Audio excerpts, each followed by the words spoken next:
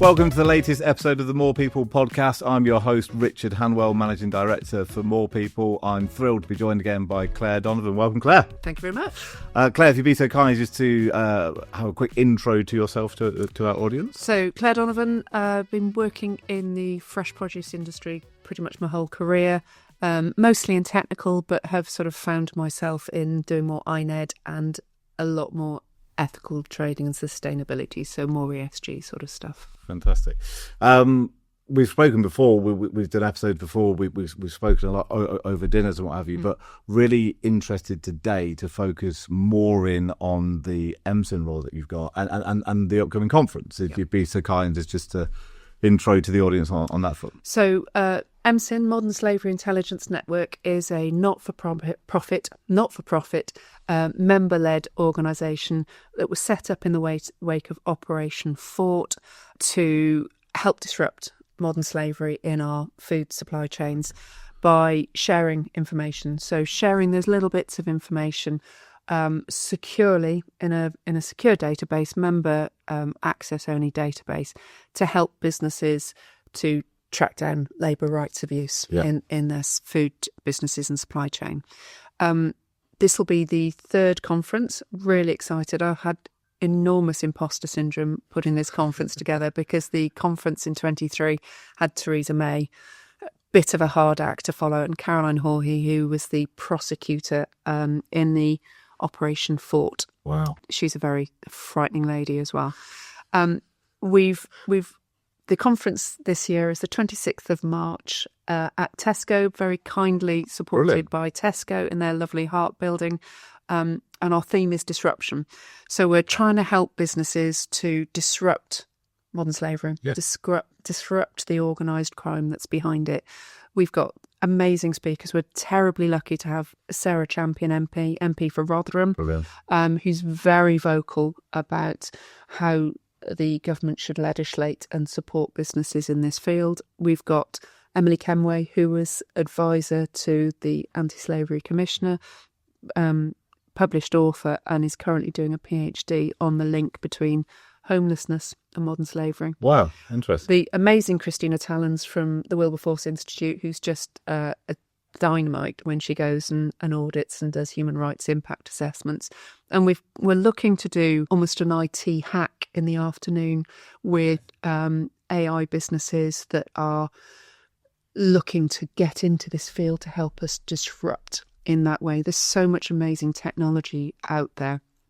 And very often you've got these fabulous IT experts that have all these amazing ideas, but they don't really know what our problems are. So if we can put a room full of businesses that have potentially labour rights abuse problems together with some of these amazing experts in AI and IT, the ideas, and play around with, one of the businesses that we're speaking to has they go into businesses and do an AI scan of all of their documents to work out what they can throw out and what they need to keep. Right. Imagine being able to do that about over business records across the whole of the Spalding area, for example, so that you can pick out those individuals that are maybe being moved from business to business to business to do those horrific shifts that are, they're being shifted around.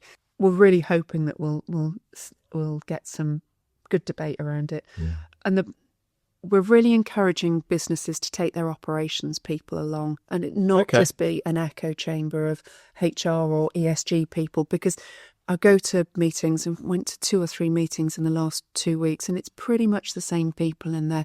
And we're talking to ourselves then. We need to be helping businesses really understand how to disrupt it in their business. One of the most... And identify it. It and help workers to be your eyes and ears on the shop floor, getting modern slavery champions to really understand what the telltale signs are and supporting your workers to be there in the fight with you. I love the idea of, like you just said there, having those champions, having those individuals that are either further educated on it or can recognise the absence of normality that we spoke about in the past, and just recognise those issues and then know what to do, because we've spoken in the past about whistleblowing too soon can cause and issues, correct? de-escalating, and not run around panicking because you found someone that you've got to save instantly. And I have a look back at the Shane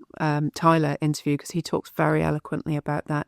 But if you've got if as an ESG person or as an ethical person I go and do walk rounds on the shop floor, I might spot stuff. But if you've got people that are embedded, maybe line leaders or your shift managers that you've helped to get the right train of thought. I remember training people and saying, don't think about people that don't know where they live as being stupid. Maybe they just don't know where they live because they're being moved around a lot. And they'll go, oh my God, do you remember when the shift finished early and we were getting taxis and no one knew where they lived? Absolutely. Yeah. Remember that absence of normal, and it's helping those key members of staff. And they might be in your wages department. One of the issues I found in a business, we found because of questions that some workers were asking about their pay, and because of the business, they raised that to the ethical team, and we did an investigation, and it was quite a big ring of people being run into car washes, into another food factory, and into ours. All those individuals in the business understanding that it is a problem and to look out for. Because there's multiple channels that you can pick it up. Yes. It's not just the obvious. It's not the obvious. One HR thinks about checks. modern slavery. You have that image, right? Yeah. But it's about identifying where it can be. And then the communication, I guess, between all the different businesses. Yes. Which is the beauty of MSIN. Yeah. Yeah. Yeah. And we work very closely with Stop the Traffic, who have an incredible array of data points from trafficking, so they give us insight. We were made aware that this is awful, and you talk about it quite matter-of-factly, but Romanian women who'd been trafficked into Paris for the Olympics for the sex trade. When the Olympics finished, well, they needed to be trafficked somewhere else. So we were able to sort of talk to members about being aware of a sudden influx of Romanian women from their labour providers, potentially, because they weren't necessarily going to go into the sex trade in the UK. They will work them wherever they can. Then, so it's utilising their assets. It is awful. Think about, this is how the people that run these slave gangs, they think about them as assets. It's less risky than trafficking cocaine and more lucrative. That in itself is an awful statement, but unfortunately a true one. Yeah. I'm curious to understand as well, how else can organisations get access to MSIN? How the amazing conference that issue is fantastic, but how else?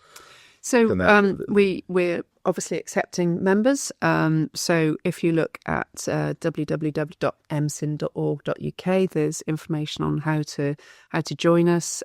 We're offering a ticket price back from the conference if you join within 3 months. It's very much a case of the more people who join, the more data we get, the more support we give. We work very closely with other stakeholders in the area, so we're not necessarily providing training. That's very much the domain of Stronger Together.